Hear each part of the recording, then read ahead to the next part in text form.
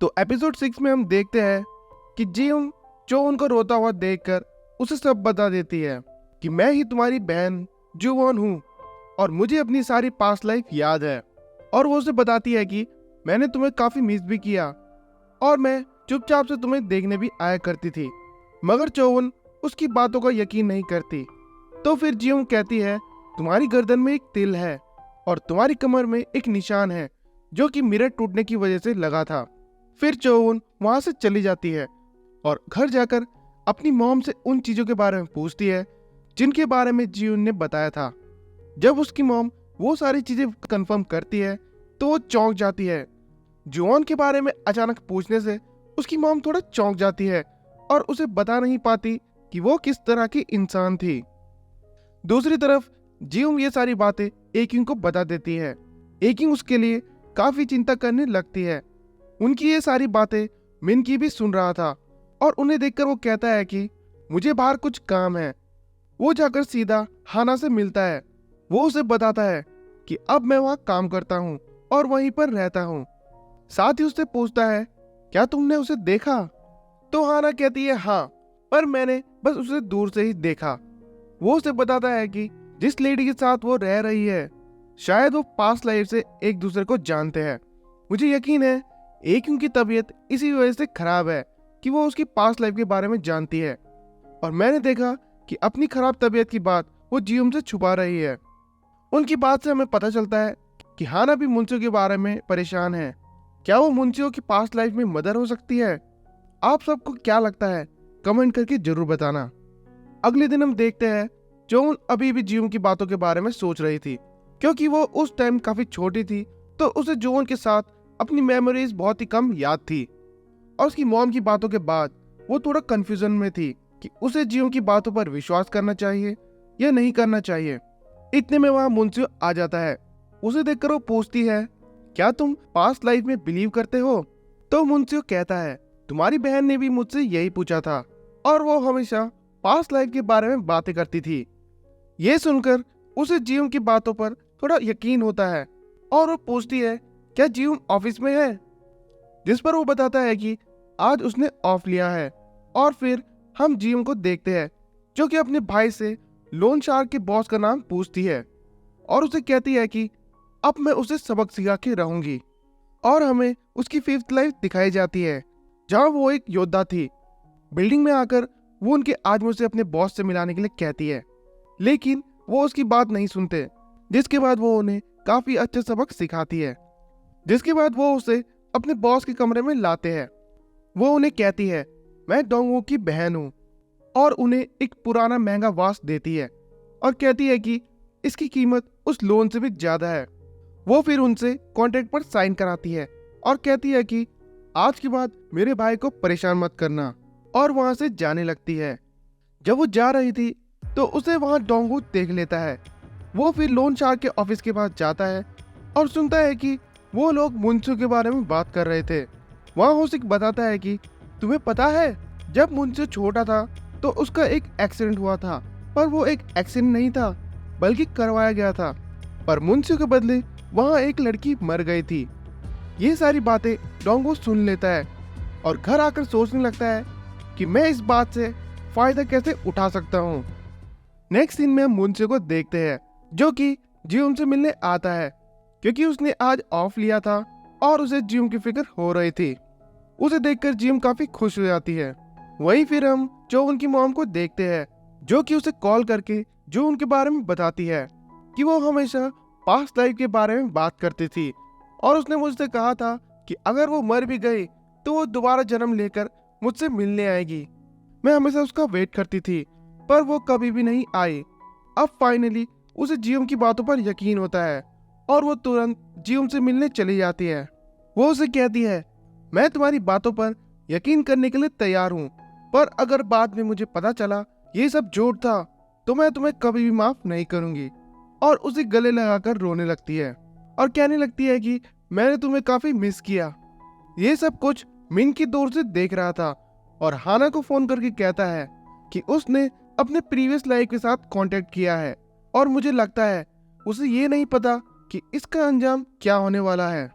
और फिर जियोंग उससे ये बात सीक्रेट रखने के लिए कहती है, क्योंकि मैं नहीं चाहती चीजें कॉम्प्लिकेटेड हो, खासकर मुंजियो के साथ।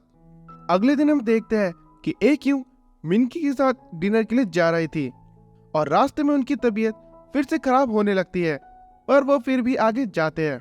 वहीं हम जीएम को देखते हैं, उसे चिंता होती है कि मिनकी एक्यू के करीब आ रहा है, तो वो उसका रूम चेक करने जाती है। उसे वहां एक सूटकेस दिखता है जिसमें 7 बेल्स थी। जैसे ही वो उसे छूती है, उसे वही चीजें दिखती है जो कि उसे आजकल सपनों में दिखाई देता था। वो काफी घबरा जाती है और सोचने लगती है, जब मैंने उस बैल को पकड़ा तो ऐसा क्यों हुआ। हम देखते हैं पीछे से उसे मिनकी भी देख रहा था। नेक्स्ट सीन में हम मुंशियो को रनिंग करता हुआ देखते हैं।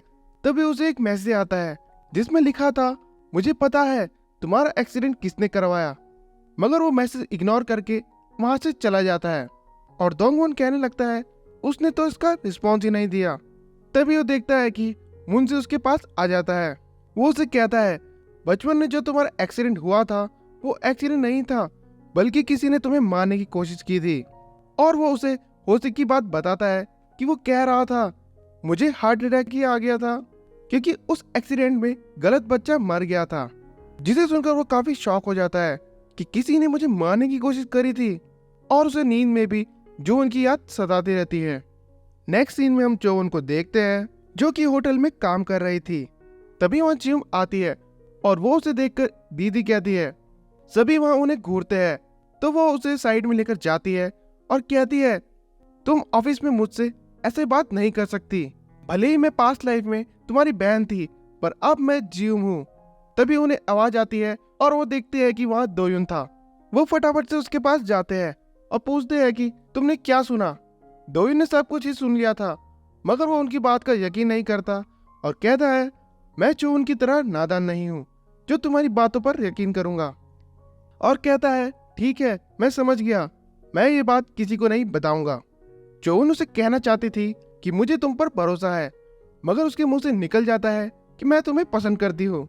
जिसे सुनकर वो काफी शॉक हो जाता है और इस बात को इग्नोर करके वहां से चले जाता है। उसके जाने के बाद चोवन को काफी रिग्रेट होता है। आगे हम मुंशी को देखते हैं जो कि होशिक के पास जा रहा था और उसको जाते हुए जियून देख लेती है। मुंशियो होशिक को 1 हफ्ते का टाइम देता है उस इंसान का नाम बताने का जिसने मेरा एक्सीडेंट करवाया था, और वो फिर वहां से निकल जाता है। जब वो जा रहा था तभी उसे जीसुक का मैसेज आता है कि तुम्हें पता है, तुम्हारे साथ कार एक्सीडेंट में मरने वाला ड्राइवर कोई और नहीं बल्कि दोयुन का फादर था। जिसे सुनकर वो शॉक हो जाता है और दोयुन के घर की तरफ चलने को कहता है। वहीं दूसरी तरफ जियो भी लोन शार्क वालों के पास पहुंचती है और वो चुपके से होशिक की बात सुन लेती है, जहाँ वो किसी को बता रहा था कि मुंशी यहाँ पर आया था और उसे एक्सीडेंट के बारे में पता चल गया है, पर उसे ये नहीं पता इसके पीछे किसका हाथ था। और जीएम को वहां पता चलता है कि वो एक्सीडेंट नहीं बल्कि मर्डर था। फिर वो होशिक का गला पकड़कर पूछती है, इसके पीछे कौन है। पर वो कहता है, अगर मैंने तुम्हें नाम भी बता दिया तो भी मैं मरूंगा, इसलिए वो उसका नाम नहीं बताता। फिर नेक्स्ट सीन में हम मुंशी के फादर को देखते हैं जिनके पास मिस जैंग खड़ी थी और वो अपने बेटे के लिए हेडक्वार्टर में जॉब की सिफारिश लगा रही थी, लेकिन वो मना कर देते हैं। और जब वो जा रही थी तभी एक आदमी उनसे मिलने आता है जो कि सिक्योरिटी कंपनी 24 कैब्स का सीईओ था। मिस जैंग उस आदमी को देखकर मुंशियो के अंकल ली से उनकी बात के बारे में पता करने को कहती है। वहीं हम जिम को देखते हैं जो कि मुंशियो को ढूंढ रही थी। वो उसके घर भी जाती है पर वो वहां पर नहीं था, जिसके बाद वो दोयुन को कॉल करके पूछती है, क्या तुम्हें पता है मुंशियो कहाँ हो सकता है।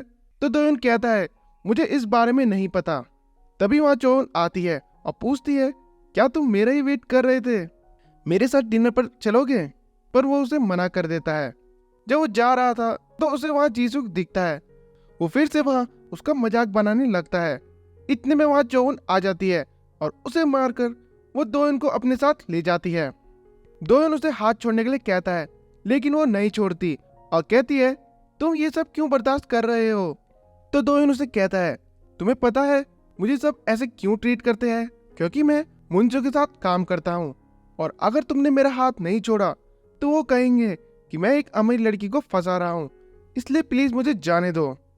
जब दोयुन घर पहुंचता है तो देखता है कि वहाँ मुंशियो था और वो उसे अपने साथ बात करने के लिए ले जाता है। बाहर आकर वो पूछता है कि मेरे साथ कार एक्सीडेंट में जिनकी मौत हुई थी, क्या वो तुम्हारे फादर थे? तो वो हाँ कहता है। मुंशियो उस पर चिल्लाते हुए कहता है, तुमने मुझसे ये सब क्यों छुपाया? तो दोयोन कहता है, ये सब बताने का कोई भी मतलब नहीं था, और वहां से जाने लगता है। जब मुंशियो उसे रोकता है तो वो उसे पंच मार देता है और वहां पर उन दोनों के बीच में लड़ाई शुरू हो जाती है। बाद में दोयोन उससे माफी मांगता है कि मुझे गुस्सा आ गया था। तो मुंशियो कहता है कि गुस्सा तो मुझे अपने आप पर आ रहा है कि मुझे अब तक ये बात नहीं पता थी। फिर हम देखते हैं जब वो घर आ रहा था तो वहां जियोंग को देखकर शॉक हो जाता है कि वो उसका वेट कर रही थी। वो मुंशियो की आंखों में आंसू देखकर पूछती है, क्या मैं आज आपको कंपनी दे सकती हूँ? तो वो उसे गले लगाने के लिए कहता है। जियोंग उसे गले लगाकर कहती है, आप चिंता मत करो, हमारी बैड एंडिंग नहीं होगी। और इसी के साथ ये एपिसोड यहाँ खत्म हो जाता है। तो मिलते हैं इसके अगले एपिसोड के एक्सप्लेनेशन में। अभी के लिए इतना ही।